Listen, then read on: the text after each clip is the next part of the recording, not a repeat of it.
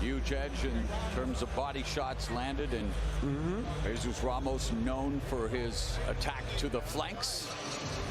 Normally lands 36%.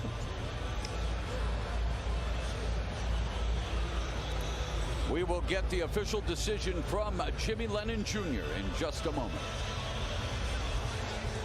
Todos quieren ser campeones, pero nadie quiere entrenar como uno. Un campeón abre camino, nunca se rinde y siempre es el que manda. Darle una probadita.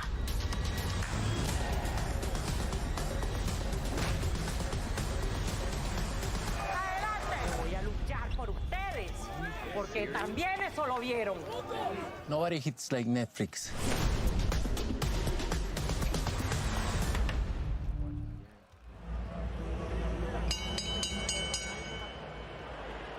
Ladies and gentlemen, after 12 rounds of action, we have a unanimous decision.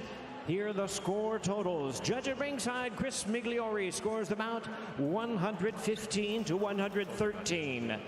Judge John McKay sees it 116 to 112, and Patricia Morse-Jarman scores the bout 117 to 111. All three in favor of the winner of the WBC silver belt and the WBA super welterweight world title eliminator, Erickson, the Hammer Lubin.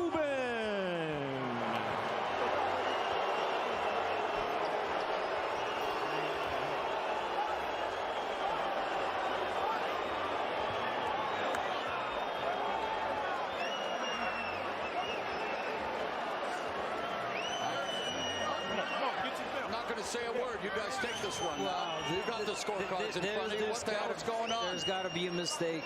Jesus. Fascinating. I mean, the last, what, 3-4 rounds? Yeah. I mean, the last, 3-4 rounds, perhaps Ramos let those slip because, again, he took those rounds off. And again, you know, learn from this. You don't do that. You're not supposed to. You have the opportunity to really press, make this a unanimous decision, and I mean, but again, well, I saw Ramos win this fight. Ramos goes down to defeat for the first time. Interesting. In controversial fashion, to say the least. Let's go to Jim Gray. All right, Morrow, thank you very much. Erickson, how would you describe this victory? You know, I'm happy about it. You know, it's boxing 101. I was hitting and not getting hit. Mono's a very strong kid. I tip my hat to him. Very talented young kid. But I was just tired of them calling me a gatekeeper. You know, I'm one of the top dogs in this division, and I deserve all the top fights. I don't want no youngins coming up no more. I want the belts. You rallied late. Did you feel that there was some pressure and you had to have some urgency because it seemed as though those earlier rounds had gotten away from you? Oh, no, not at all. I just stuck to the game plan. Every time I come back to the corner, Kevin Cunningham was telling me, you know, stick to my guns, stay boxing, use my jab. My jab couldn't miss, and we came away with a victory tonight. Fans don't seem happy, and you only connected on 91 total punches in the fight, which is a very low output. How do you explain it? I mean, that shows you I was just controlling the fight. I fought at my pace. You know, I didn't let him do too much, and I won. I won the fight. What would you like to do with this now, Erickson? I want the world title. I want the world title. Like I said before, I'm tired of people calling me a gatekeeper. I ain't no gatekeeper in this division. I just beat a young kid that's 20-0. No disrespect to him. He's a great young fighter, but y'all got to stop calling me a gatekeeper. I'm one of the top dogs in the division. Thank you. Congratulations on the victory. Did you feel as though you won this fight? I feel like I did a little more, but that's all right. Congratulations to Erickson Lubin. He was sharp. You know, he had a good game plan. Congratulations to him. It's back to the drawing board, man. We'll come back. It seemed to the guys calling the fight that Abner, Al, and the gang who are experts, that you had kind of took some of those rounds off in the later rounds. Did you feel you were in control of this fight and put it maybe on cruise control? Yeah, maybe. You know, I felt like I was just trying to show different dimensions to my game, not just to come forward, but you know, it is what it is. You know, I'll take this loss, come back, and learn from it. What do you have to learn from it? You know, not to let it go to the judges. You know, but you know, maybe not put it on cruise control as much next time. A little more pressure. You know, I'll learn from this. It was a good experience. Appreciate your time. Thank you. Thank you, Jim. Appreciate you. Mauro, back to you. All right, Jim, thank you very much. Let's bring in Steve Farhood. Well, Mo, I don't know where to begin. I guess at the end is a good place to begin. The official scores, Patricia Morse-Jarman gave Lubin every round from 7 to the end of the fight. So those 6 rounds in a row to Lubin. And John McKay, who, by the way, I agree with probably more than any other judge normally, gave Lubin. Let me turn on this West Virginia game for a second.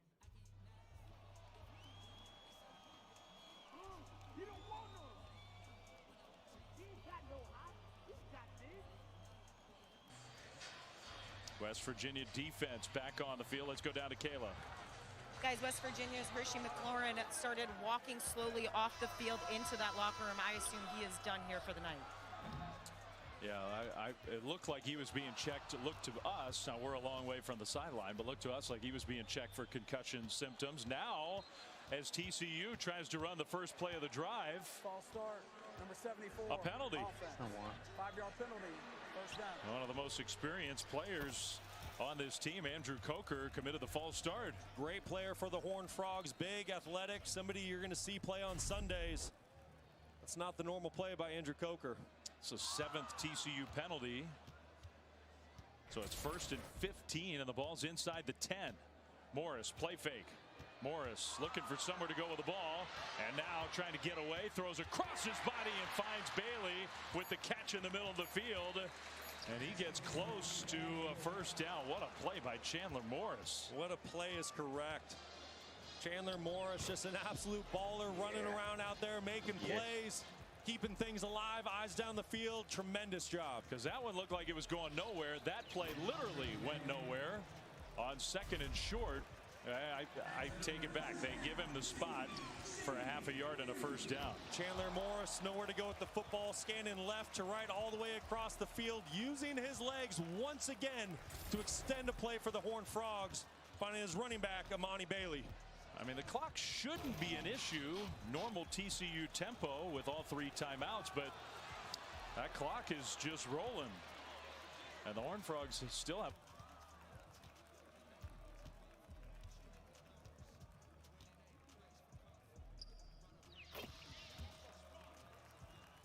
Only his big 6'5", 225-pound receiver can make a play on the ball. Tremendous catch. And just under 2 minutes.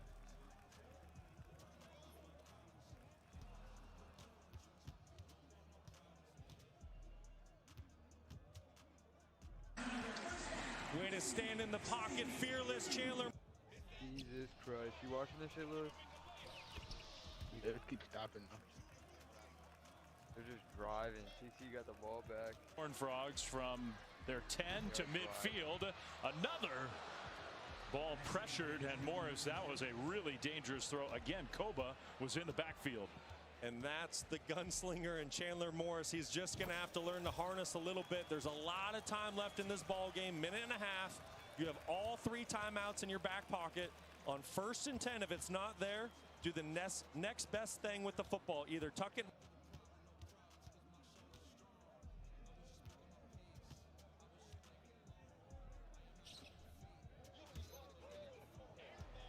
A touchdown would put them ahead. Under a minute and a half.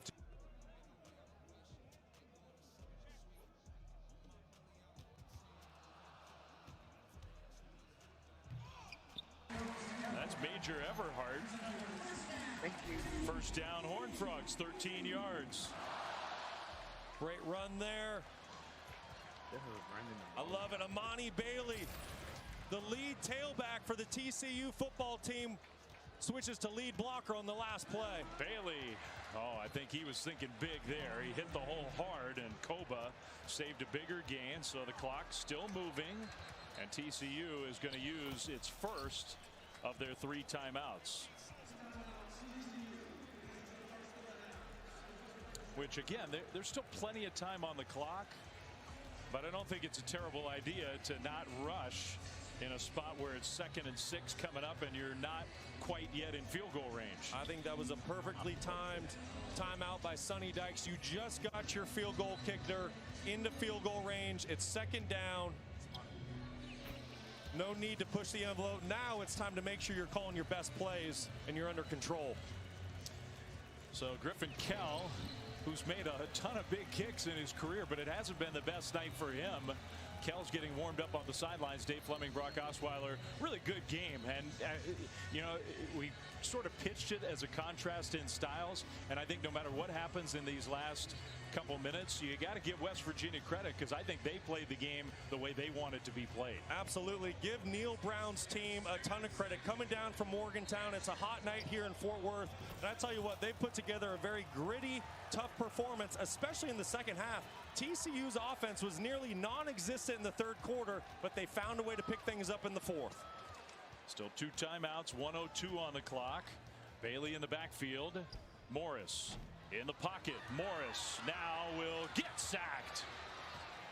And we'll see if Sonny Dykes, he's going to use a 2nd timeout. So that's kind of the worst case scenario there.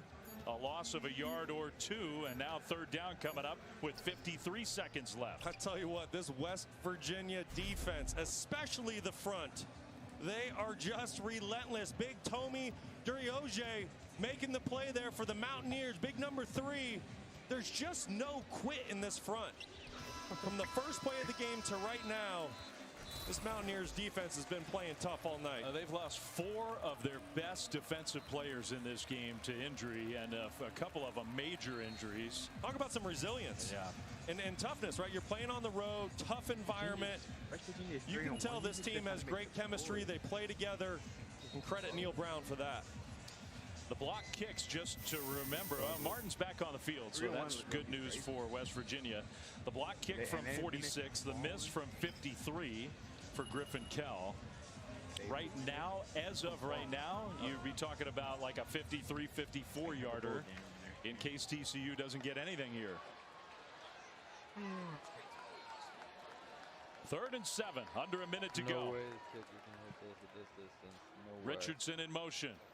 Morris will take another sack. He tried to fling the ball up. I thought he was down. And I think they're saying he was down.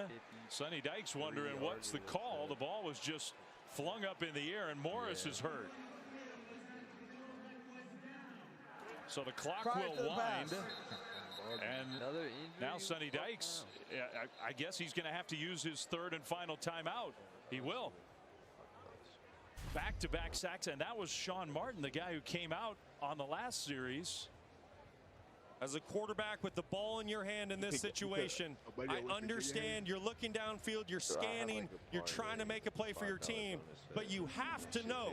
Let's go their final time out of the half.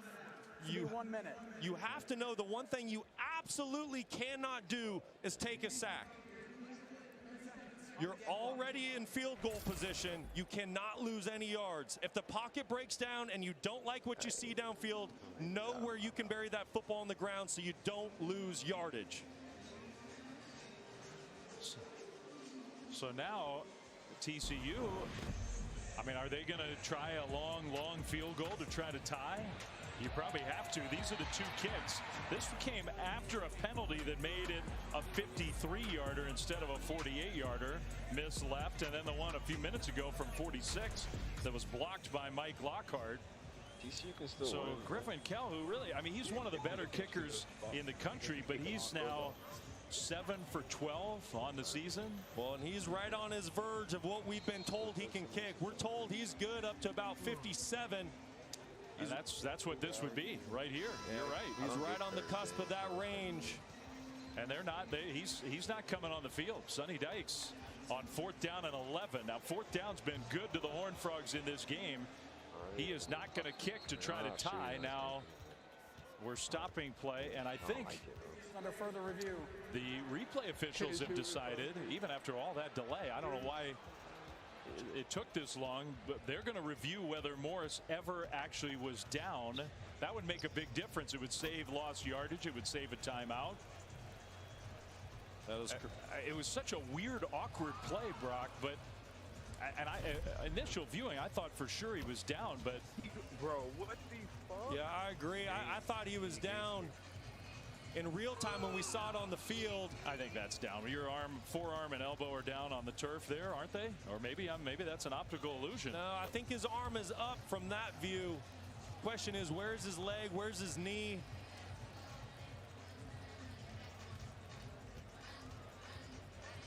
He's still up. That's in Morgantown, Bucks, or is that? He may never have been down. That took some amazing athleticism from Chandler Morris, but he might actually have gotten rid of that ball and never been down. What a heads-up play by Chandler if that ends up being the case. They say, come on, guys. You see what I mean, it was also a dangerous play. He kind of flung it straight up in the air, but he got away with it. Yeah, I mean, the first look, I thought that arm was touching, but it's not. It's hovering above the turf there. SEC school would give our head coach a fucking. Chandler Morris at 6 foot, 190 pounds. He's sitting on top of someone that's 6'5", 300. I mean, I'm not even funny. I don't even think he'd be a fucking scout job. Film something. Like, he's dog shit. What a critical play. Fucking 3A high school. If this is ruled an incomplete pass and not a sack, I think that's when you expect to see the kicker Griffin Kell come out, try to tie up the ball game. He will be well within his range if this is not a sack.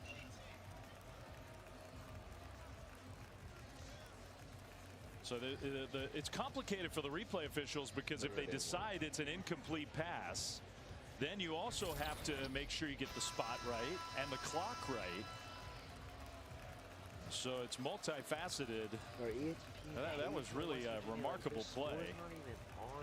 I'll tell you what, Chandler Morris, how about the competitor inside him? Realizing he's going down, trying to get that football out, trying to save yardage for his team. I know it's a dangerous play, but late in the ball game, sometimes these are the things you have to do with the ball in your hand.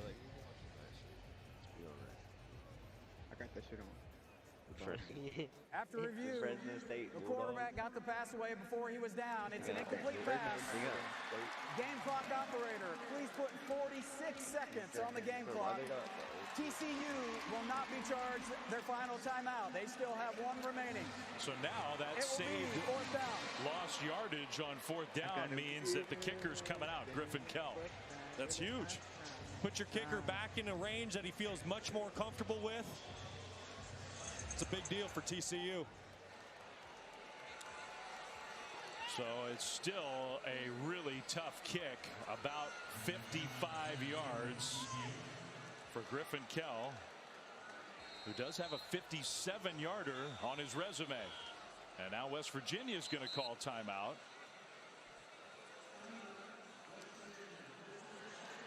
Now remember, in these situations, long field goals, the ball comes out much lower. West Virginia having blocked the last field goal. You're going to have a clean operation if you're the Horned Frogs. The problem with using that timeout, now you want to make sure you're organized, but if the kick goes through, you just burned a timeout. The game would only be tied. You still have 40 seconds on the clock. So I understand why a head coach might want to make sure, okay, we can't commit a penalty. We got to be lined up right. Got to be organized for this kick. You're absolutely right, and you're making a tremendous point. But you had time during the review to discuss all that with your team. You should not burn that timeout. You need to keep that just in case the ball goes through. That's my opinion. That's a great point. There was plenty of time to discuss all those scenarios during the review. So here we go to try to tie the game with 46 seconds on the clock from 55 yards. Griffin Kell. And it's blocked again. Wow. West Virginia blocks another one. And the Mountaineers are scrambling after the ball. I don't know why West Virginia went to go touch it. All you got to do is just stay out of the way.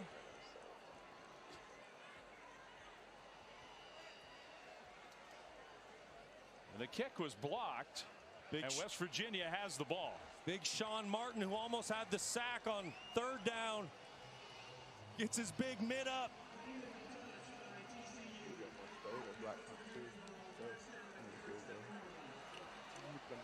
What a play by Sean Martin, 6'5", getting his hand up.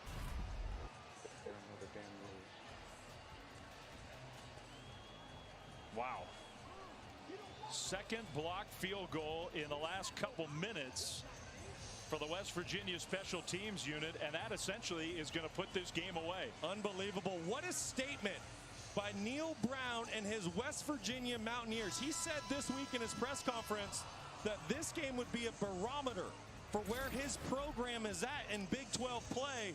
Well, you just came down to Fort Worth and pulled off the upset tonight.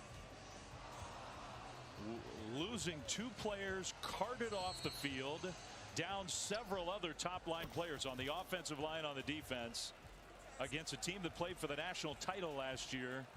And this is going to be the first loss in Big 12 play for Sonny Dykes at TCU. Unbelievable. What a performance by the Mountaineers coming into hostile territory. This crowd was loud. It was a sold-out stadium. Defense played lights out. Quarterback Garrett Green back in the lineup.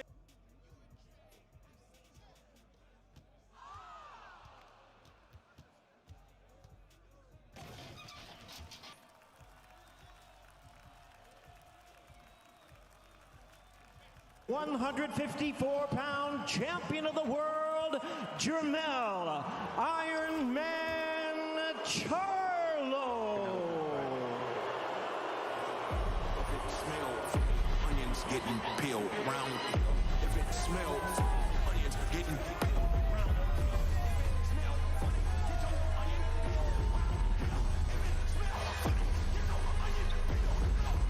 Was out in the field since I was little. 'em.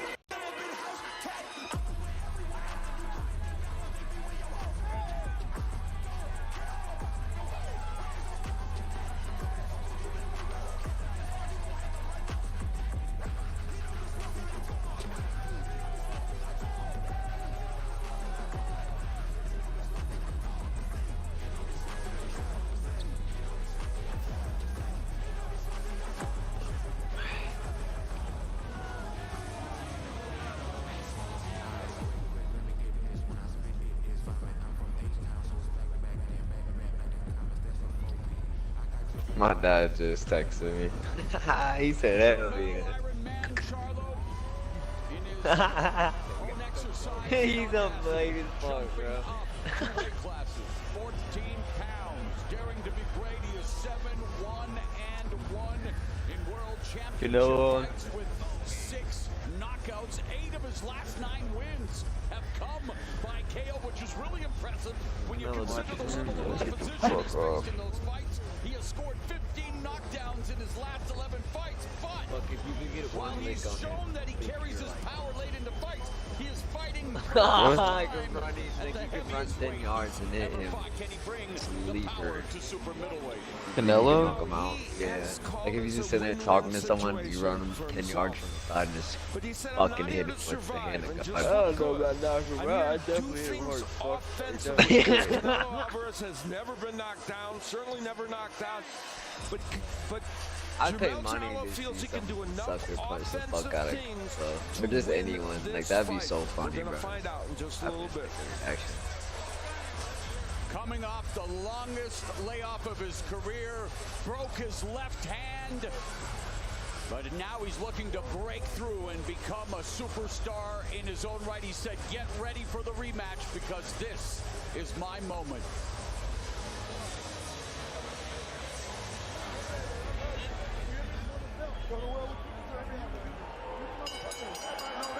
And now, making his way to the ring, here is the defending undisputed super middleweight champion of the world, Saul Canelo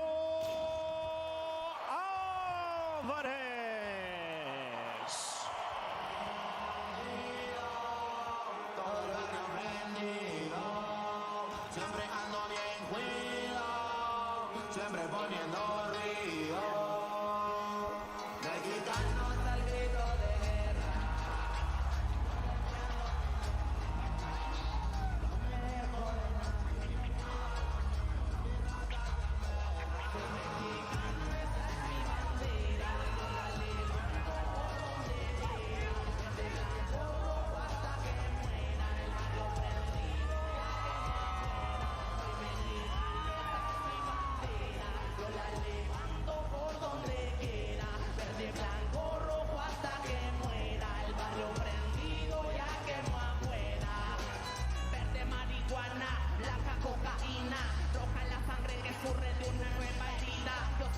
West Virginia win?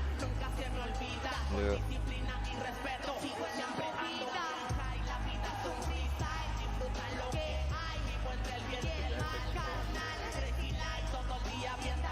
I don't know if there's time left.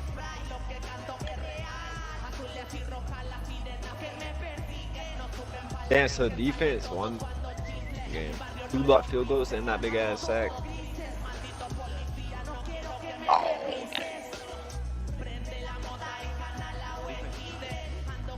Oh. I mean, it's better than our offense. It's been better than our offense for so long. I couldn't name you one person besides our one corner. Number 3.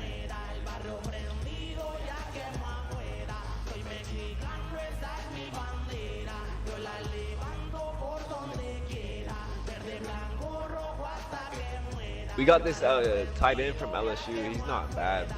Honestly, God.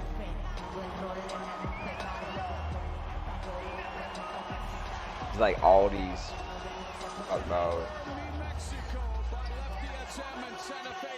Canelo fighting for Mexico, fighting for his family, fighting for his pride and his legacy. He is 20-2 with 1 draw, 11 knockouts in world championship fights, undefeated, 8-0 with 4 KOs in super middleweight fights. Tonight looks to become the first man during the 4-belt era to defend all 4 titles successfully 3 consecutive times, gunning for his 40th knockout win and first since November 2021 in this building when he stopped Caleb Plant to become the first 4-belt undisputed champion at 168 pounds. A lot of people feeling that he is on the decline. The last 3 fights, Canelo Alvarez hasn't looked the same, at least the same Canelo that we're used to seeing. He blames that on, perhaps not training as he's supposed to. He's getting tired, and tonight he's here to prove that he trained really hard and that he is going to get the win and put himself as the face of boxing. Well, let's take a look now at what the numbers tell us about this, and there are some intriguing numbers. One of the storylines, of course, we've all been following is Jermell Charlo's weight. He is going to weigh in at 12 pounds above the highest weight he has had before. And by the way, Derek James was hoping he would weigh in a little bit less and we would shoot for being a little quicker. Jermell Charlo himself said, no, I want to be heavier. Now, we talk about the fact that though he's coming up in 2 weight classes, he has the height and the reach advantage both in this fight. Interestingly, exact same height, exact same But reach. West Virginia has some cake-ass The schedule. last man to beat Canelo. Will Charlo be able to do it? They be 5-0, bro. Penn State. Only the referee can stop the contest. The fighter cannot be saved by the bell in any round. The fight becomes official after 4 complete rounds. With the official introductions, here's Jimmy Lennon Jr.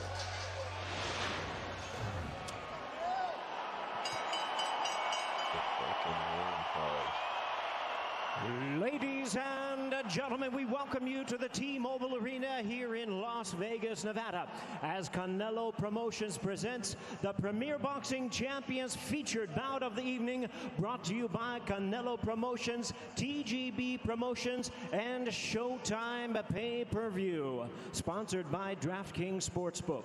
The crown is yours. O'Reilly Auto Parts, the ultimate one-stop shop for all your automotive supplies. Everything for your vehicle in one convenient place. That's O'Reilly Auto Parts. By VMC Tequila Cocktails, El Origen Ante Todo. And by The Exorcist Believer. Only in theaters this Friday. This undisputed world championship is sanctioned by the WBC, the president and supervisor Mauricio Suleiman, by the WBA, president Canelo's a dog, bro. Gilberto Jesus Mendoza, supervisor Kina Malpartida, the WBO president and supervisor Francisco Valcarcel, I didn't even hear and about the this shit. IBF president and supervisor is Daryl Peoples, along Bulldog, with the Nevada State or Athletic Pitbull, Commission, whatever the the fuck they chairman call is that one Dallas Mexican Hahn, dude. executive director Jeff Mullen. Introducing our 3 judges scoring from ringside. Put money on from Garrett New Wilson. York, That's all I know. Max DeLuca. From Oklahoma, David Sutherland. And from New Jersey, Steve Weisfeld. Introducing our 3rd man to the ring. He'll be giving instructions after the introductions. Harvey Falcons play early Doc. tomorrow, right? Like 1. All right, fans, here we go. 30. With the main event of the evening, 12 rounds of Play boxing in overseas. a battle of world champions for the undisputed. God, tell me how my boy does, because I'm only watching half that shit. I'm literally watching the Miami game. And now, ladies and gentlemen in attendance. Wait, that shit's at and 1. boxing fans joining us around 9:30.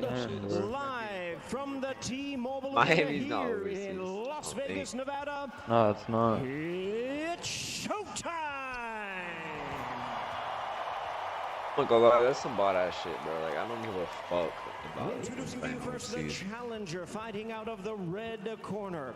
Wearing black trunks, a lion of boxing from Houston, Texas. But I can give a fuck less. He weighed in at 167 and 1/2 I don't pounds. care With a what record of they 35 like. wins, That's 1 crazy. loss, and 1 draw. He has 19 wins coming by way of knockout. As one of boxing's exciting world I don't champion bitch about twins, soccer. he is a Yeah, two-time shit. world champion, tonight making his 10th world title appearance. Ladies and gentlemen, here is the hard-hitting and the acclaimed current undisputed 154-pound champion of the world, introducing Jermell Iron Man Charlo. Or was it you that told me he's dating a And dude his or some shit, opponent or a across the transgender chick? ring, fighting out of the blue corner, wearing purple trunks with yellow Amazing trim, the proud warrior Boy's like a from $1 billion dude. Guadalajara, Jalisco, Mexico.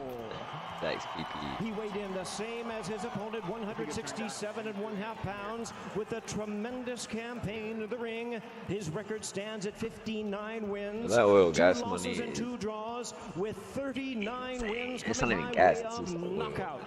Alright, Here now is oil the is sensational star of boxing, the 4-division world champion and just over to pound-for-pound everybody else. great, Ladies, tonight in his 24th world title appearance. Ladies and gentlemen, please welcome the renowned, We're servants, the not current, slaves. reigning and defending, undisputed super middleweight champion of the world, introducing These intros take way too fucking long. Guerrero de Guadalajara, Saul Canelo. Canelo's gonna get slapped.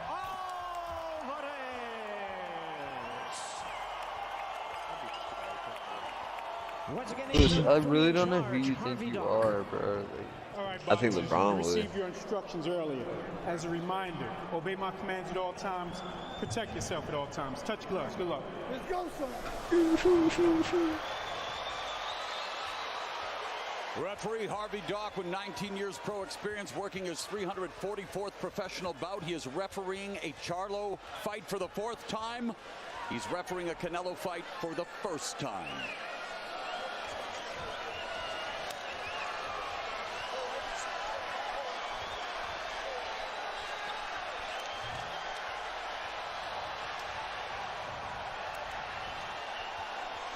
The bell, and we are underway. Charlo immediately takes the center of the ring.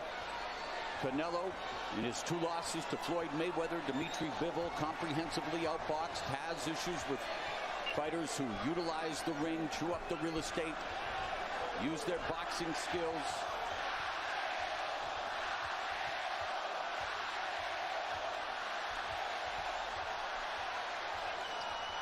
Canelo Alvarez told us, as he always does, he'll take the first round, maybe 2, to take a look at his opponent, figure out the speed, the power, the movement, everything. So we wouldn't expect to see some torrid pace from him. We'll see whether Jermell Charlo wants to be more offensive early in this fight. Yeah, it's known that Canelo usually takes the first couple of rounds to collect data.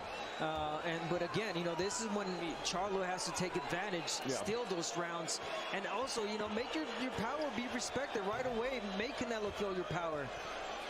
And of course, a much different kind of fighter that for Charlo than he faced in his last 2 fights. A volume punching Brian Castano, certainly not as powerful as Canelo, but somebody who throws a lot of punches. And Canelo trying to cut off the ring against Charlo, who's utilizing the strategy all the experts said he should utilize. A lot of movement, side to side. Trying to establish the jab. There it is, blocked by the glove of Canelo. Yeah, again, but Canelo loading up on that left hook, and that is something we've seen over the past 3 fights. One of the reasons that he has faded is that he loads up on every punch and has really, at times, abandoned an effective jab. Yeah, recently Canelo just used himself. And again, that's because Charlo's not throwing an effective jab, and Canelo's able to, just come in. And one of the things about that hook, though, he wants to use that hook to keep Charlo from moving in that direction. So we'll see him use that hook, and it might look a little wide sometime to affect the movement of Charlo. There's the jab, and one of the areas both fighters want to avoid, the ropes. And Charlo's found himself there momentarily on a couple of occasions. Now forced to back up as well, maybe trying to set a trap, as he's known as a good counter-puncher as well, but Canelo's an explosive counter-puncher. Yeah, and that's Charlo certainly doesn't want to be caught on those ropes. And you know what he likes to slip and what he likes to counter the most is the jab. So, I mean, we haven't seen much of it with Charlo right now.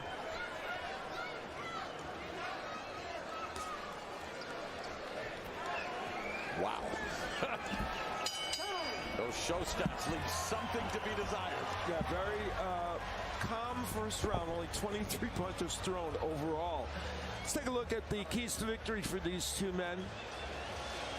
For Canelo, cut off the ring, and we saw him trying to do that with the early movement of Charlo. Wants to go to the body early, he did that. He wants to slow Charlo down, and the left hook. And we saw flashes of that over the course of that first round. We'll see him double with that punch. For Jermell Charlo, the lateral movement, we saw that. Pick up the volume. He's only been averaging about 40 punches per round as a pro. He needs to do more, and he's got to take Canelo deep and hope that perhaps some of the issues he's sometimes had with stamina might play a role in this fight. Well, the two passions in Mexico when it comes to sports, you got soccer, you got boxing. After round one, we've got a soccer score, 1-1. One punch landed for Canelo, one punch landed for Charlo. Yeah, we knew it was going to be a slow start. Things will perk up here, that's for sure. Yeah, definitely feel that round. But again, I want to see a little bit more jab from Charlo. I mean, the way that Canelo lost, the fight against Bivol and Mayweather is because they kept him busy with the punches from the outside, jabbed, straight punches, and Charlo letting Canelo go too easy. Canelo loading up with the right and left, partially blocked, but as we stated earlier tonight, Canelo loves to attack your arms, your shoulders. Remember what happened to Callum Smith, just suffered the biceps injury. Yeah, Canelo's has cut the distance and been able to throw some of these power punches too early for Charlo's liking. He's too early. He's getting those punches semi-home earlier than I'm sure Charlo would like to see. Canelo told us that we would see a return to form, that he would go back to cutting off the ring, the stalking pressure, the incredible power, and the ability to change a fight on a dime. Here's Charlo now firing back from distance, but still along the ropes, moving to his right, goes to the body with the left hook, being muscled by Canelo. And that's something we haven't seen opponents do against Canelo. Work the body, rip the body. You get the opportunity, you take it. Oh, instead it's Canelo ripping to the body with a right hand. Canelo told us he feels healthy for this fight. The nagging injuries have not been bothering him, and he feels like his preparation and the ways approaching this fight is much better. We'll see if that's the case. At the high altitude, I mean, he says he's in top shape for this. You're not going to see him tired like we've had in the past. And I mean, really strong. He started really strong in this round. The jab at a premium. A minute left in the second.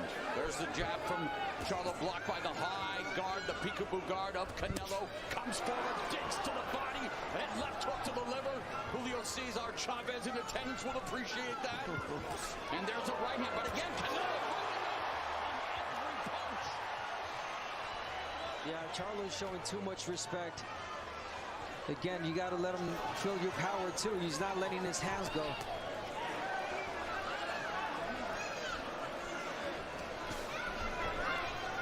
Minute remaining in round number 2. Canelo just looks too strong right now. And of course, this is early on, and we don't know how those punches are impacting Charlo, but he's getting home with some of those in a way that certainly Charlo would not have liked. How hard Canelo hits him. Yeah, if those shots are landing, trust me, they're hurting. Yeah.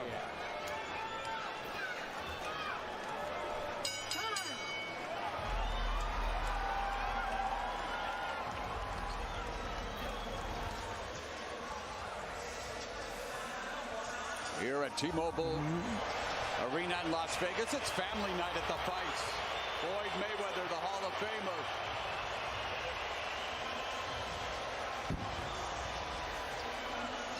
Of course, he taught Canelo a valuable boxing lesson when Canelo was 23 years old. He still has the right going, but he looks a little slow. Keep blocking it, keep blocking it. Just keep working the jab, and he's going to try to get you up top. So keep blocking, blocking, blocking, and when you have him close, then you hit him there. And then you hit him over there. Just keep blocking, and when you have the distance, then try the right hand. Taking a page from George Foreman, standing Canelo Alvarez in between the rounds. Eddie Reynoso, his trainer. Jermell Charlo, trained by Derek James, as we begin round number 3. There's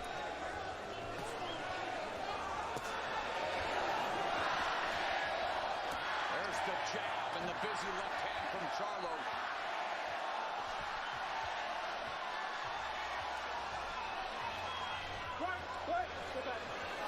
Canelo normally lands 46% of all his power punches, which is the 5th best of all the champions. And very early in this match, he's landing 41%, though certainly it's a smaller sample size because it's early, but the punches are getting in, the power punches. Yeah, we're definitely seeing a lot of the old Canelo, especially with those body shots.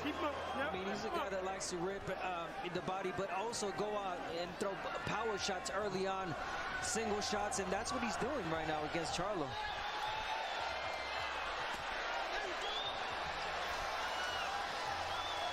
Charlo looking for that left hook. Changes levels, and now they clinch. And you kind of get the idea here that part of the Charlo game plan is to hold when Canelo's on the inside so that he can't muscle you or work, but it also means Charlo won't be able to do much work in there himself. Coming in with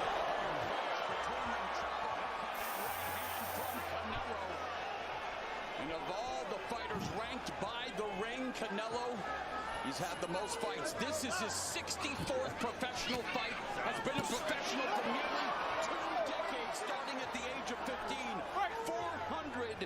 475th round as a professional compared to 259th round, this round 3 for Charlo. And Canelo has never been down. Well, the interesting thing, they're exactly the same age at 33. In fact, Canelo 2 months younger than Charlo. Yeah, definitely one of the toughest chins in boxing. Canelo's only been hurt once that I can remember against Cotto's brother, younger brother. That was years ago. There's Charlo throwing the uppercut on the inside. He's got a good uppercut, and they're hoping that punch, when Canelo Alvarez leans in, can be effective for him. We'll see if it can be. But there's single shots from Charlo. He's got to throw more. He's got to keep busy with the straight punches. Keep Canelo busy. Keep him entertained with the jab. Stay off those ropes as Charlo comes back with the jab, but forced to back up again. Oh, lead left hook. Cuffs Charlo, and now Canelo measuring them. There's a nice sharp jab splitting the guard, but Charlo unable to keep Canelo off him despite throwing the jab, and Canelo continues to go to the body. through 3 rounds. Oh, Canelo.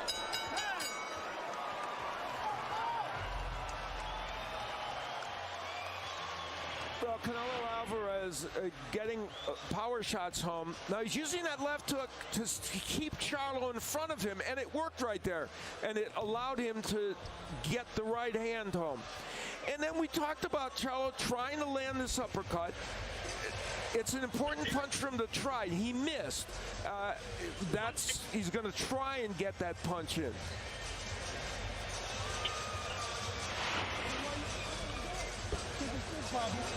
Jab, pop, to the body side. Yeah, but you get down. That's right. You gotta keep your mind straight. If you focus, Jay. Listen, you see the punch coming, you're waiting on the entry. Hey, let's go, guys. Don't wait on the entry. Don't wait on the entry.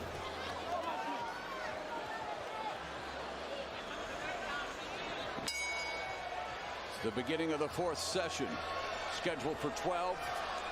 Canelo's undisputed super middleweight championship up for grabs. And he begins to again stalk Jermell Charlo.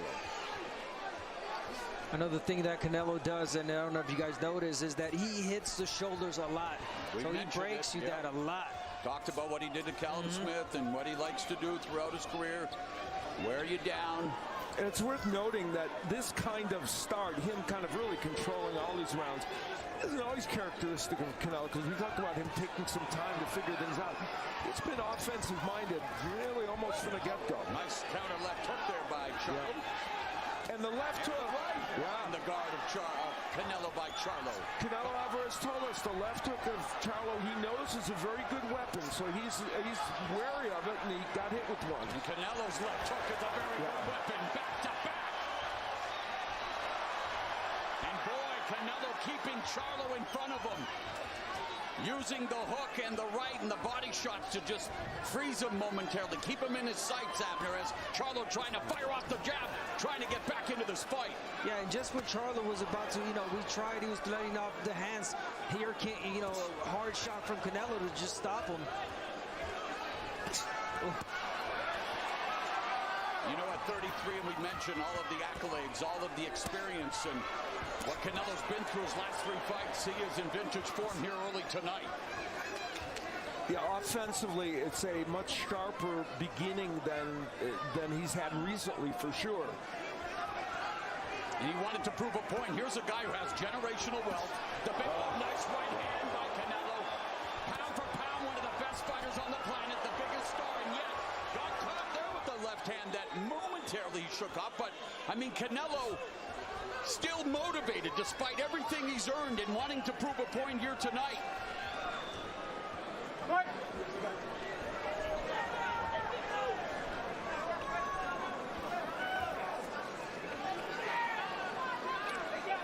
Mentioned that, neither man is a big volume puncher, but, Canelo's getting more done with his volume. They're both throwing in the 30s in terms of punches. They usually both average right around 40.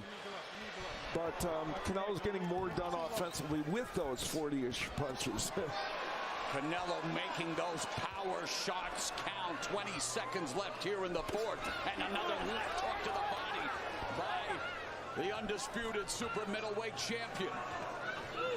Double jab from Charlo, but unable to follow up. And then it's a stiff jab from Canelo.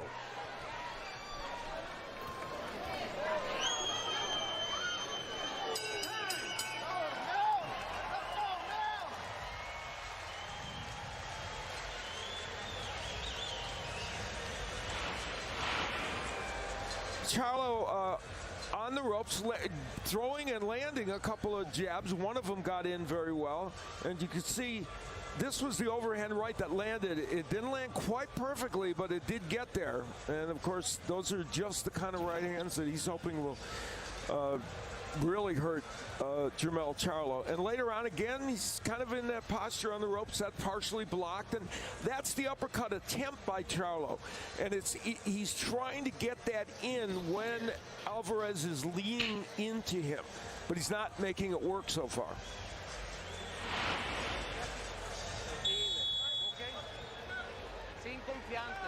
Don't get overconfident, okay? We're doing well.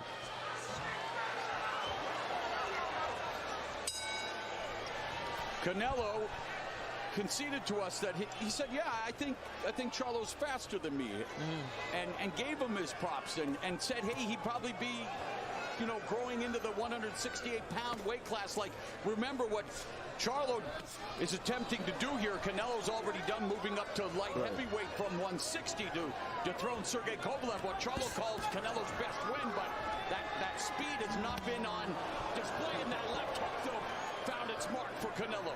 You know, a key number here is that Canelo has thrown 50 jabs in this fight and has landed a couple of more than Charlo. That's important because it's helping him work his way in to throw some of those power punches. I believe it was against Bivol where he landed only 10. Yeah, think about that. And he's landed 15 tonight. Good point, Morrow. Very good point.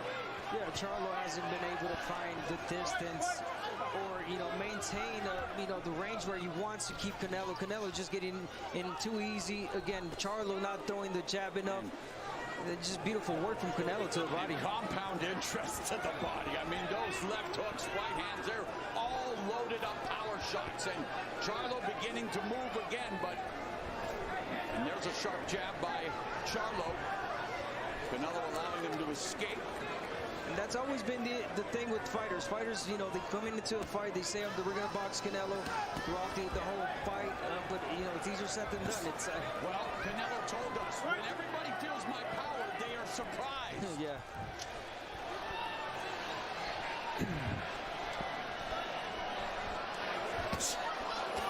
Left uppercut by Charlo, but single shot, and continues to absorb body shots.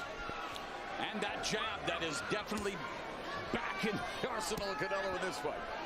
Now, having said all this, Jermell Charlo has, at least to this point, not buckled under any of those power punches, at least now. But, you know, you don't want to keep absorbing them, that's for sure. Charlo's been down once against Charlie Bellamy. That was back in May of 2013. Fight he bounced right back up and went on to handily defeat. And again, the laid left hook to the body, the patented shot, the liver shot. At this point, Charlo doesn't know where the punches are going. Canelo fakes it body and then hits you on top. With his best combinations. Yeah, that flash of 15 seconds there is exactly the way Jermell Charlo wishes things were going. Where they added the counter left hook. And yet, Canelo continues to walk forward, unloads the right hand.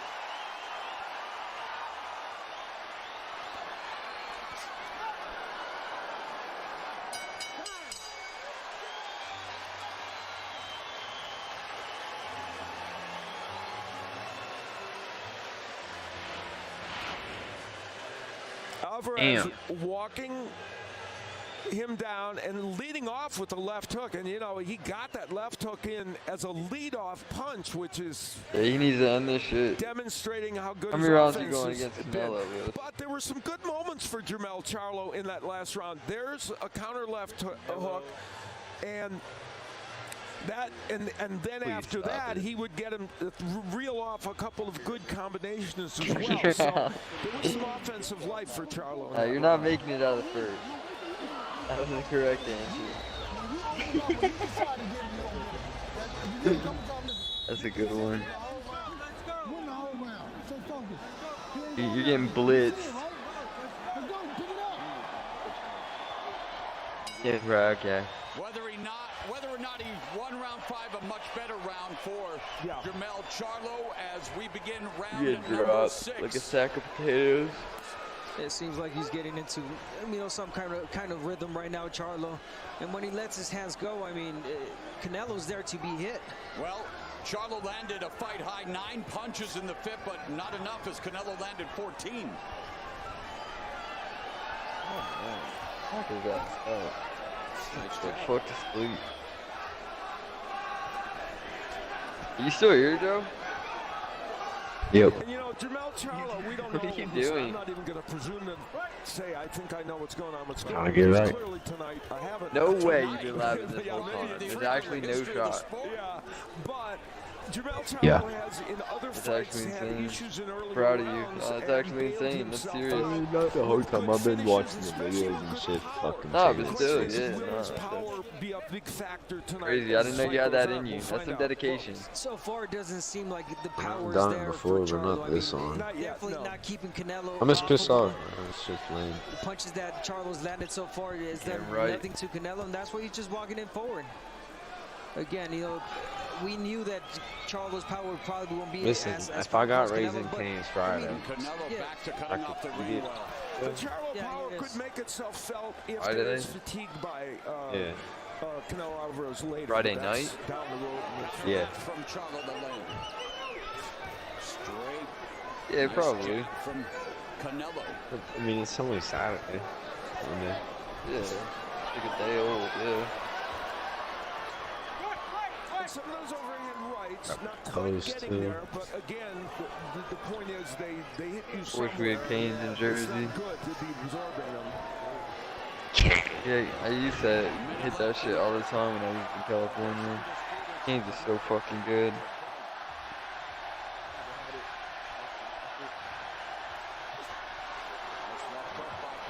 Yeah, there's a lot of good spots in this outfit on that tour. to the body and to the head. Sharp jab, popping the head back up. Charlo finds himself on the ropes again. Trying to fight back. Three-punch combination, changing levels and clinches.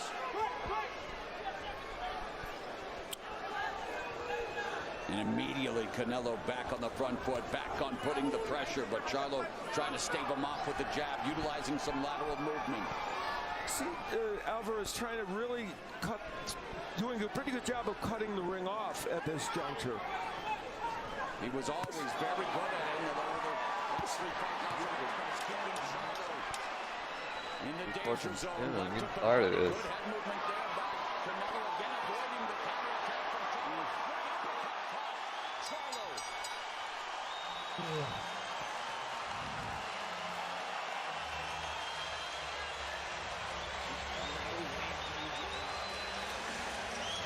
Talk about can Canelo cut this ring off, and you see there he goes cutting off the movement of Charlo. Very good job there, and what it led to was ultimately him getting some punches in and not letting Charlo completely. There he gets him on the rope. Not everything lands. He gets one body punch in, but later on in the round with Charlo against the ropes, Alvarez is going to uncork an overhand right here, I think. Yeah. And it doesn't land perfectly. It's on the gloves, but this is the kind of mauling action on the inside that, you know, he's pushing Charlo back, and some of those punches are landing better. He had some good offensive work at other times in that round. All right, we begin the second half of this undisputed 168-pound championship fight. Canelo defending against the, well, until the opening bell tonight was the undisputed 154-pound champion. Jamel Charlo just eats another jab. Nice right, curling behind the guard of Charlo. Let's bring in Steve Farhood. Mo, it's been mostly Canelo. I did give Charlo the 5th round. I thought he landed the more effective shots. It was a close round, but otherwise, Canelo punching to the body, and that overhand right that goes around the guard of Charlo has been effective as well. He's cutting off the ring well, so I have Canelo ahead 59-55 at the halfway mark. And Canelo doing a way better job of, you know, definitely cutting off the ring, but jabbing his way inside. Most of the times he would just hook his way home.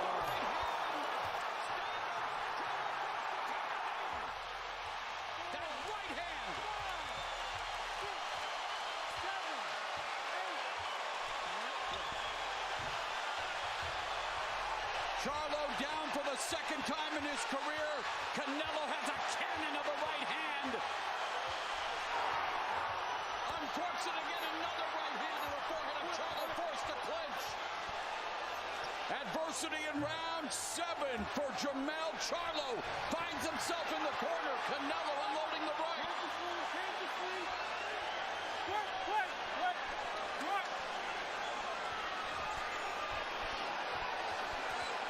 Left hook behind the guard by Charlo. Charlo lands another left hook, but Canelo keeps walking forward, eats a jab, but is not keeping him off Charlo.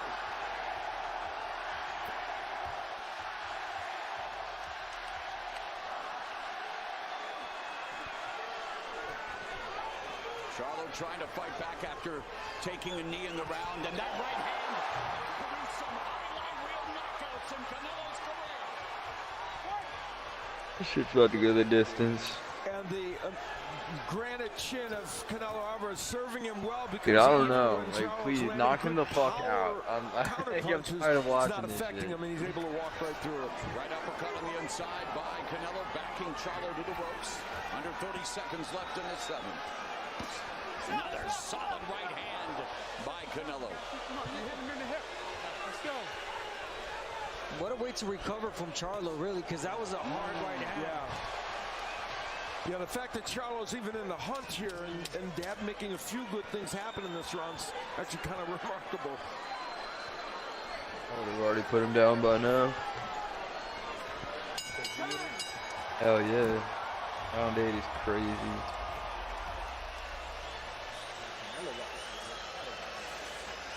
Well, Louis, very good right hands have landed in Let's come this back fight, to reality and real quick. This one is the one that did the big damage with a knockdown.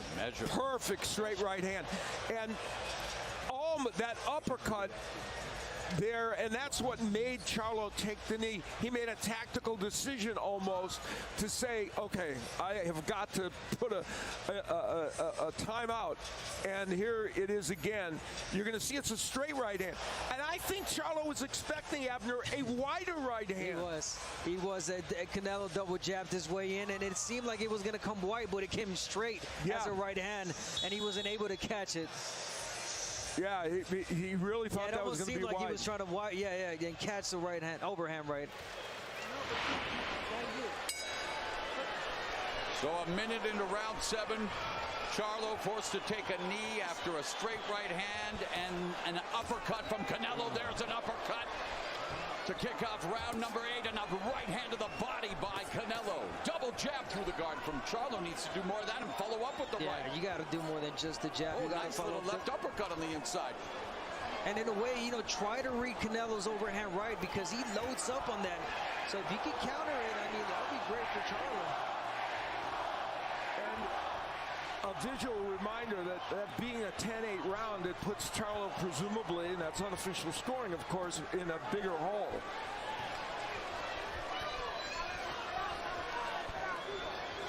Canelo continues to keep Charlo guessing, trying to utilize the lateral movement, but doing a great job of cutting off the ring and keeping Charlo in harm's way. Charlo trying to come back, but unable to get on track, unable to really develop any kind of rhythm from this smothering Weak ass punches.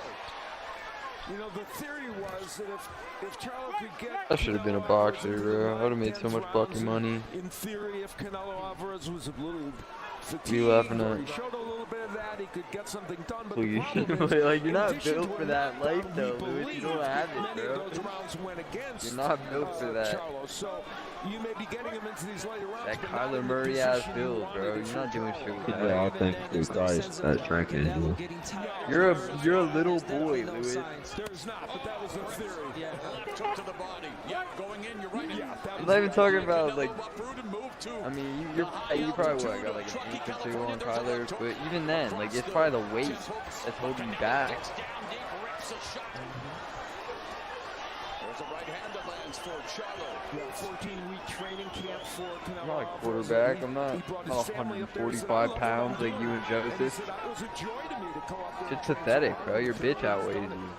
And it's almost like Charlo doesn't let his hands go, because he's afraid of the counter punching. Yep, I agree. What'd you say? Charlo's Both of had a y'all. couple of good offensive moments in this round that they don't seem like enough to be winning a round. Nah, he's working on that. The way Canelo just sits on Said he just even did his hair. so much power. Yeah, so much that shit I would count on early. He was like talking to you about that, saying he saw a bitch in his chair. has Oh, been look able what? to Ghost. maintain here and now trying to keep. That was a dream, nigga. What the fuck? That's what I'm Get saying. that shit lined up. Ghost. What the fuck? Can't help what I dream about, nigga. That shit was random as fuck. Why the fuck is Assassin's Creed shit popping up? The new one's about to come out. What's the best one you ever played, Buck?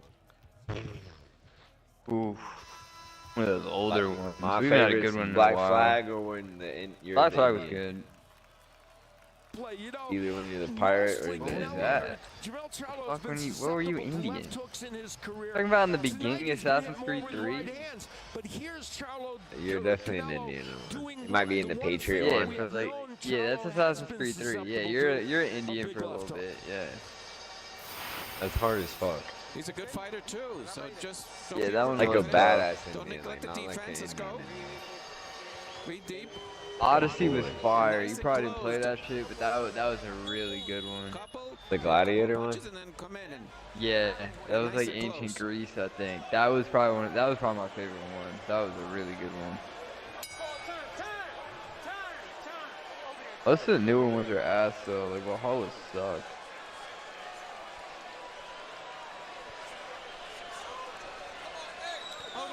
I don't think the new one's gonna be that good. It's like fucking, you're in like Bangladesh or some shit. Some weird shit. I don't like that. Yeah. It's so hard. Don't put me in fucking India. The fuck? Mr. Far Crest. But I know Assassin's Creed has like a bunch of Assassin's Creed games coming out, so they got like a Japan one coming out. That one's gonna be tough. Some hard shots from Canelo and taking them well. That shit we played.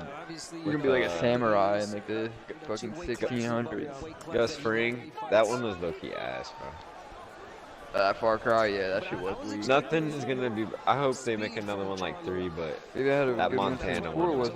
4 wasn't bad, but 3 was Is good. that the Montana one? No, that was Colts? 3, I think. That was 3.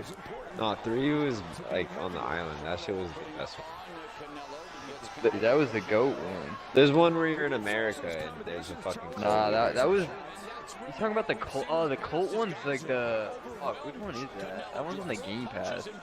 That one was weak as fuck. So I didn't even play that shit though. That's pretty dope. The story. Nah, I was didn't play that. I don't fuck with that Colt shit. That shit's freaky. It was. That was 5. Dude made him think he was Jonathan Seed.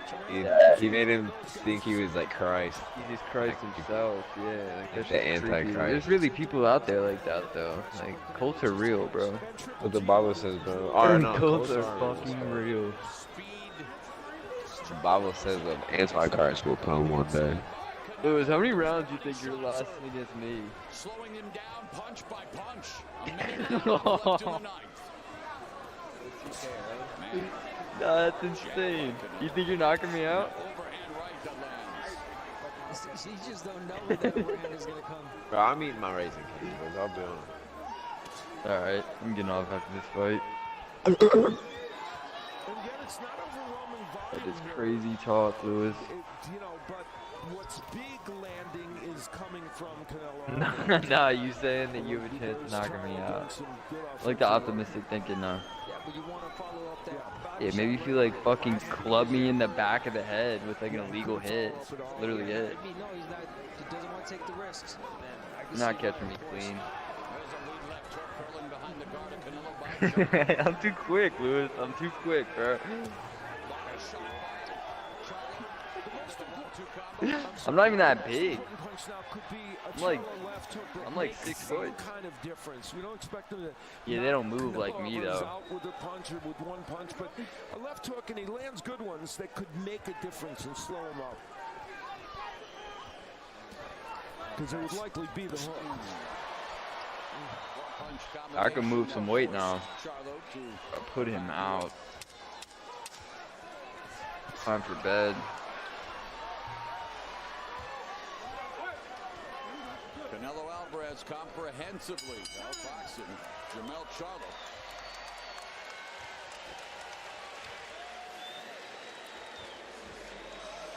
There was a moment in this round where we saw what we've seen in flashes, and that is combinations from Charlo. Double jab, Those hook, they didn't get in, but what happened was he was at least throwing them, and he snuck in an uppercut, snuck in a nice right hand. And why did those last couple punches happen? Because he threw the combinations preceding it. And then yet another big uppercut landing from Canelo Alvarez as Charlo is kind of languishing on the ropes. There's a new rec scoring record. Someone dropped 179 points.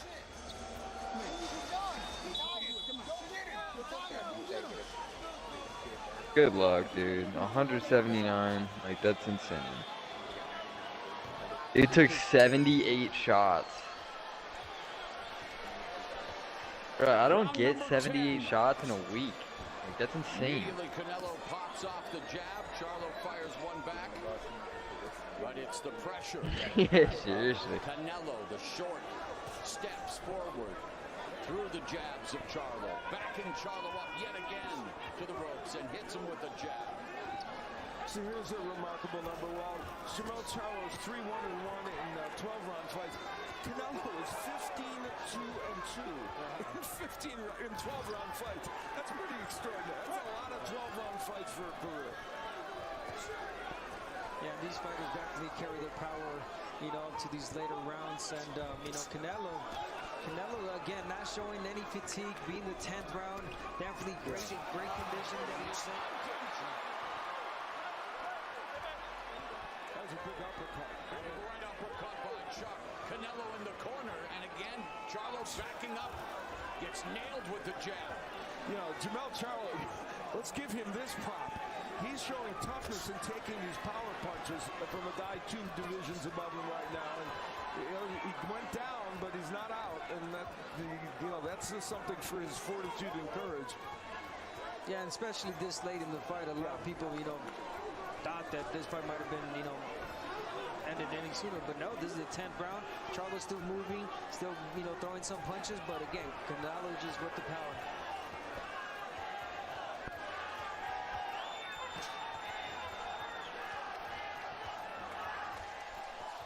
Good. Got a left hook by Canelo. Loads up on the right.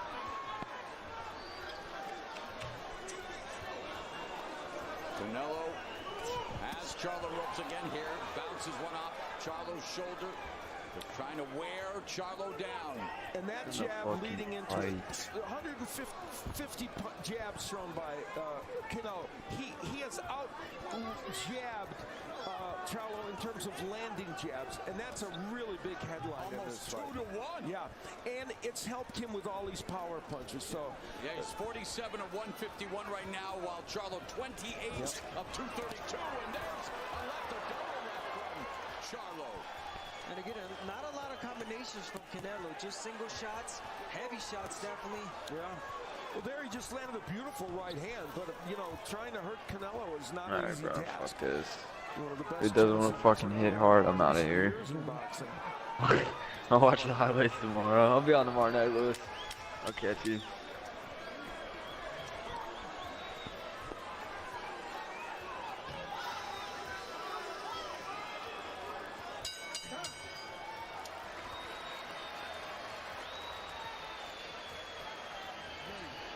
Let me tell you something. Listen, Dave, you got to go all out. Go all out. Work behind the stick. You ain't got to back up. Push him back this round. Only move when you got to move. Back him up. And then when you shoot a shot, he go do this. Keep hitting him. You don't watch him. You watching him box you. You got to be listening, Jay. You got to go get it. You're going to lose the fight. You're losing the fight. What do you want to do? But then you got to fight him. You got to listen. Hands up. You see everything he's throwing. When he shoot a shot, you counterpunch his shit. Listen. You can stop him. Don't stop him. Don't stop him. He's tired now. Shoot the shot in the middle. Everything straight down the pipe. You move and shoot the 1-2. Shoot the 1-2 down the middle. 1-2. You gotta go get it, man. Round 11, sense of urgency in the Charlo corner. Trainer Derek James says you've got to go after it. Push him back. Easier said than done against a guy like Canelo. Putting on this inexorable pressure Yeah, I mean, that was really good what he told him. I mean, the 1-2, 1-2 jab, straight punches, what I've been saying, you know, for Charlo to throw. They don't have to be powerful. They don't have to go with power. But as long as you keep Canelo entertained, you know, you're going to be able to land. A lot of lateral movement from Charlo, but no punches. Canelo is a clinch.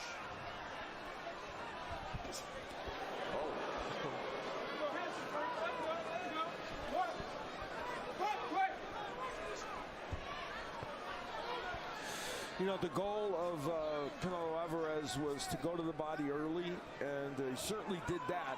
It hasn't stopped all the movement of Jermell Charlo, but it certainly has had an impact on him. According to unofficial score, Steve Harhood has given 1 round to Jermell Charlo. It's been all Canelo Alvarez, comprehensively out fighting Charlo, but Charlo trying to fight back, but Canelo continues to just pour on the pressure, and he'll do this every round, every minute, if you allow him. You know, he normally lands, I said, 46% of his power punches. He's doing other than the jab. He's around 40s at 39% in this fight, so he's not too far off the pace. And one of those punches created a knockdown. Charlo just avoided that right uppercut from Canelo. Canelo stabs him in the chest with a jab. Yeah, and he's overreaching a little bit too much now. Charlo's got to be careful. 1-2 through the guard. There's a jab popping Charlo's head back. He again finds himself on the ropes before clinching with Canelo. 45 seconds left in the penultimate round.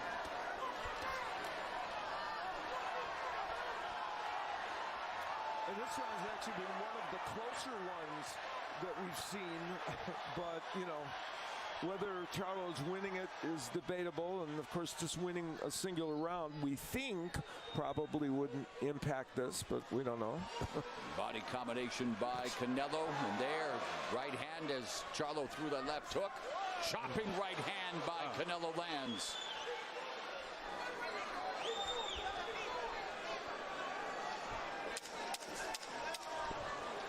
Jab by Canelo.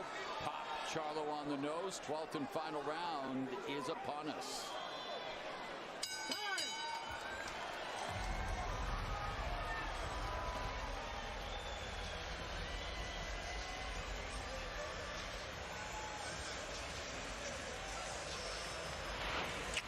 Yeah, there was a punch that looked like it was actually going to do even more damage. A chopping right hand that he landed, but he was kind of going backwards as he landed. That was the only good news for Charlo. Had he been coming forward and had his right foot planted, that would have been a devastating punch.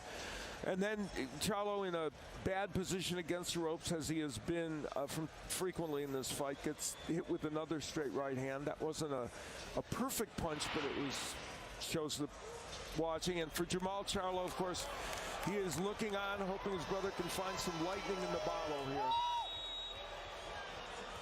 He was supposed to be in the ring against Canelo tonight. Personal issues scuttling that, and so for his twin brother, this is it. Now or never. 3 minutes left. Daring to be great. Jumping up 2 weight classes. Trying to knock off Canelo Alvarez.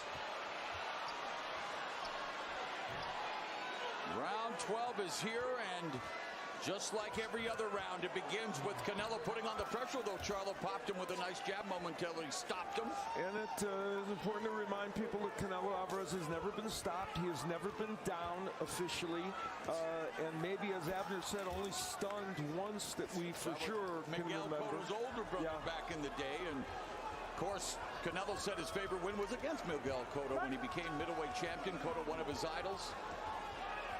Of course, you look at his resume, I mean, luminaries up and down. It's incredible just how many championship fights. As I mentioned, this is his 24th World Championship fight. And 23 times against former or current world champions as well. So obviously the whole experience that Canelo has, and when at the press conference when they told him, Charlo told him, hey, you never seen a style like me, he kind of smirked, you know, and laughed like, hey, believe me, I've seen every single style. And again, nothing new. Charlo wasn't able to you know, deliver the boxing that I thought he was going to give in this fight. Well, he hasn't. Yeah, I'm sorry, Abner. Unfortunately, I know. I mean, there's glimpses of him trying, but again, it's just Canelo's too strong. He showed glimpses of it at various times, could not sustain it. There are weight classes for a reason, a wise man once said. True. Little good big man beats the good little man. Although when we looked at this fight, we talked about Charlo having the same height and reach as Dimitri Bivol, the light heavyweight champion who beat Canelo. And yeah, Canelo said he would return to form, move camp to high altitude, and has from round 1 on, save from maybe round 5. Unofficial score, Steve Clark gave Charlo round 5, but Canelo putting it all together. Now in the final 45 seconds, the crowd here at T-Mobile Arena hoping that Canelo maybe has an opportunity to close the show. Meanwhile, Charlo trying to find a way.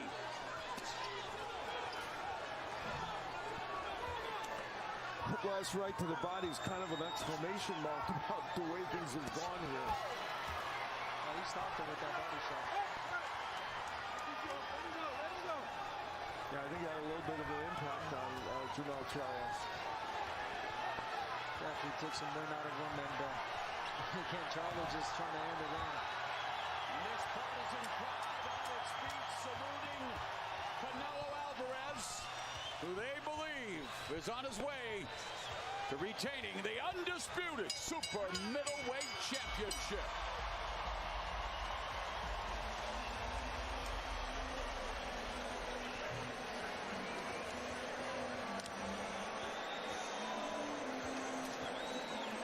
Mutual respect shown in the ring. Both men showed respect for each other leading up to this fight.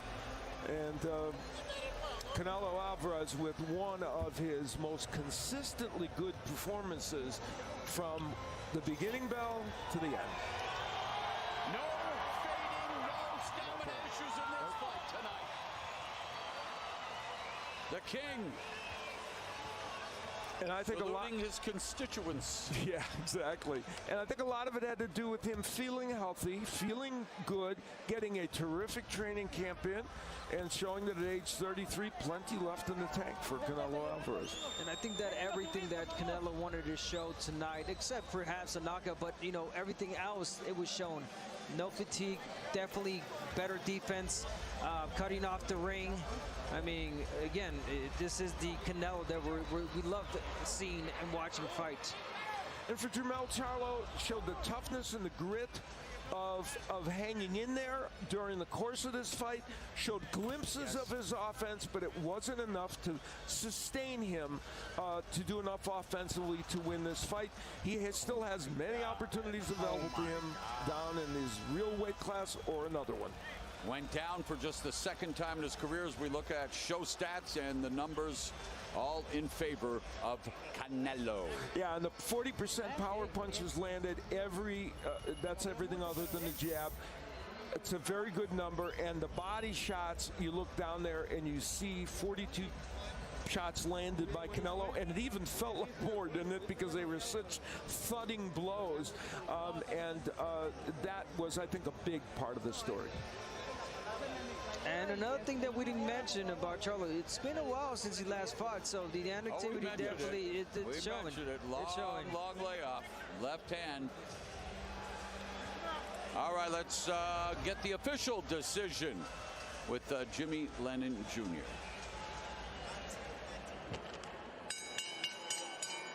Ladies and gentlemen, after 12 rounds of action, the judges are in agreement. We have a unanimous decision. Here are the score totals. Judge at ringside, Steve Weisfeld, scores about 119 to 108. Judges David Sutherland and Max DeLuca both scored about 118 to 109. All three in favor of the winner, and still the undisputed super middleweight champion of the world, Saul Canelo Alvarez. Canelo becomes the first man during the four-belt era to defend all 4 titles successfully 3 consecutive times. He has just recorded his 60th professional win. Canelo remains king.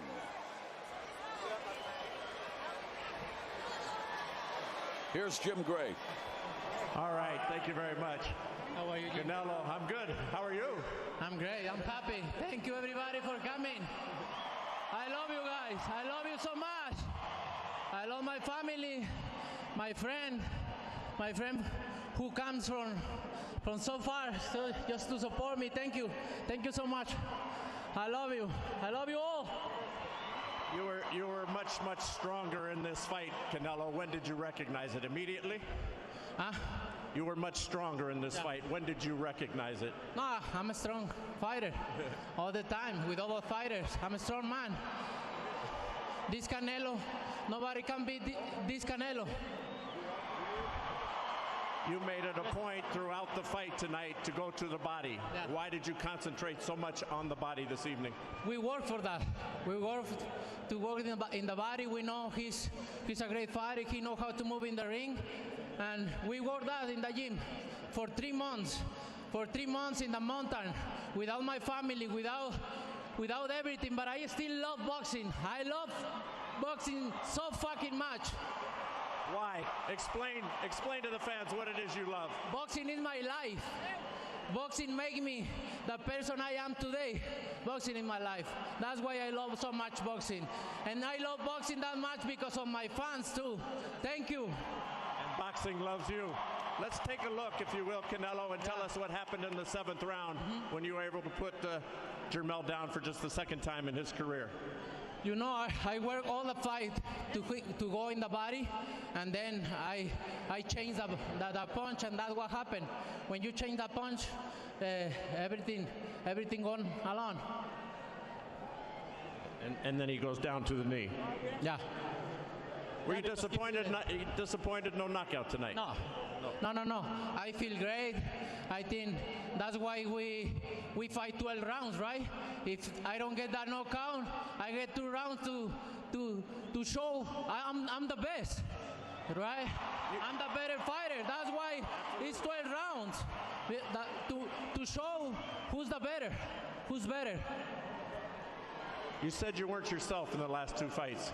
Were you yourself tonight? Yeah, this Canelo, nobody can beat this Canelo. And when will we see this Canelo next? Cinco de Mayo against who? Cinco de Mayo, whoever, I don't care. We want to see who's next. Benavidez, perhaps? I don't know, but I don't fucking care. It's so great to be back with you. Congratulations. Thank you. Terrific. Let's celebrate with BMC, who is Viva Mexico, cabrones! I've never said this to you. Hey, respect, my friend, okay? Much respect for you. You're a great fighter. That's why you are on the spirit in your weight class, because you are a great fighter, man. My respect for you. Thank you. Okay? Yeah. Jermell. Yeah. How would you assess this evening? I just felt like I wasn't me in there. I don't make excuses for myself, so it is what it is. Take my punches and roll with it. This boxing, you know. Hey, sometimes you win some, you lose some. It is what it is.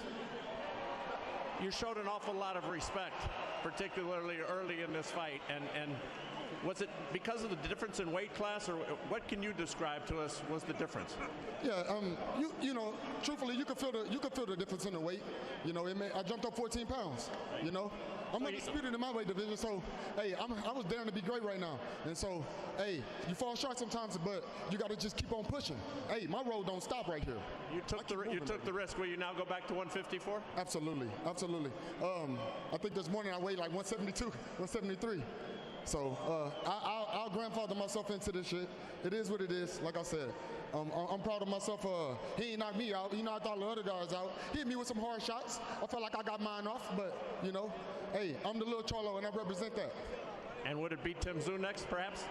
I guess the winner of him and Mendoza, whoever I got to fight. I'm down to fight whoever, you know. Hey, I want to fight Terrence Crawford. Fuck that. I could fight Terrence Crawford at my weight division. Yeah. All right. Yeah, I know he's somewhere around his joint. He's over here. Yeah. I'll fight Terrence Crawford. Yeah, let him fight Earl Spence or whatever they got going on. Get that out the way.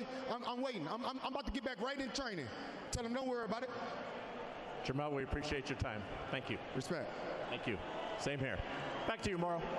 All right, Jim, thank you very much. Plenty of royalty in that ring. King Canelo being feted by the Prince of Reggaeton, J Balvin, one of the biggest selling Latin artists. So a great way to cap off this weekend, National Hispanic Heritage Month, as King Canelo gives the crowd a victory, and a comprehensive one at that. Let's bring in Steve Farhood. Mo, no surprises here. We look at the official cards. Both Max DeLuca and David Sutherland gave Jermell Charlo the 5th and 9th rounds and nothing else. And Steve Weisfeld gave Jermell Charlo the 9th round and nothing else. And they all scored 10-8 in the 7th, which was the knockdown round where Charlo went down. My card, same thing. I gave Charlo the 5th. I did not give him the 9th. I gave him 1 round and had a 119-108, same total as Weisfeld. So comprehensive win for Canelo. Well, a very consistent and great effort from the first bell to the last bell by Canelo Alvarez. The fact that he was healthy for this fight, he was able to get good training in, and the fact that hurting him is very hard shows that he's an offensive force. And I like, what Charlo said at the end. He really had nothing to lose in this fight. If anything, he gained a lot because he showed that he had a lot of heart. He didn't go down like he said. He didn't get knocked down by Canelo. And now he's calling out the greatest, some other good fighters in Terrence Crawford and perhaps the winner of Tim Tszyu and Mendoza. Canelo's mantra: no boxing, no life. Tonight, no problem. He remains undisputed. Let's go back to BC. Yeah, congratulations to Canelo. And you guys pointed out, as Canelo told us, this is the first time in a while that he felt 100%, especially that surgically repaired left wrist. And as you see him being interviewed there by Mexican television, look, he said, this fight, I'm going to show Charlo, who's questioned my boxing skills, I am a superior boxer, and my power will be the difference. More importantly, I want to show everyone, pound for pound, I'm still the king of boxing. We captured some audio in the corner during this fight. We call it trainer tracks. You can win around with a jab. You can win a fight with a jab. Keep popping the jab is going to open him up so you can shoot the right hand. Just keep going with the jab, and he's going to try to get you up top. So keep blocking, and when you have him close, then you hit him there. They can't fucking help you. Listen, keep your mind straight. Let your hands go. Shoot the stick. You open up the 1-2, shoot the shot. Are you tired? No. Put it right. Come on, let's go. Get the stick popping, shoot the jab, pop, shoot the body shots. Just keep blocking, and when you have the distance, then try the right hand.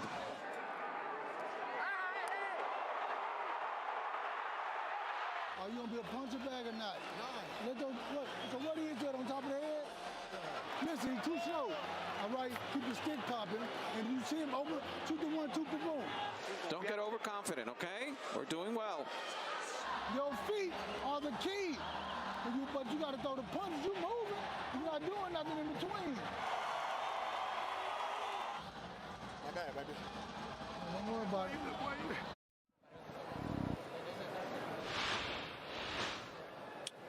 Canelo Alvarez, again, being interviewed by Mexican networks there after his victory. And, first time in the four-belt era that an undisputed champion has now defended their belts 3 times. Victoriously. For more on tonight's fight and what else is ahead from Showtime, make sure you follow us at Showtime Boxing on all of our social media platforms, and check out our Facebook and Show Sports YouTube channel for live coverage of the post-fight press conference right here at T-Mobile Arena. And here's what's coming up in just a few moments. Stay with us and we'll wrap everything up in just a few moments.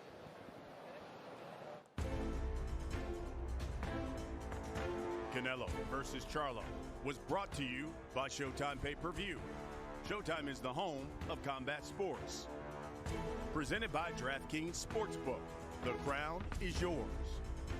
by O'Reilly Auto Parts, the ultimate one-stop shop for all of your automotive supplies.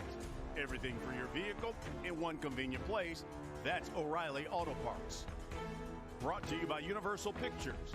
5 Nights at Freddy's in theaters October 27th. By VMC Tequila Cocktails. El Origen Ante Todo. Sponsored by Celsius. Live Fit. Essential Energy. From Jalisco, Mexico, the champion of all tequilas, Híjole Tequila.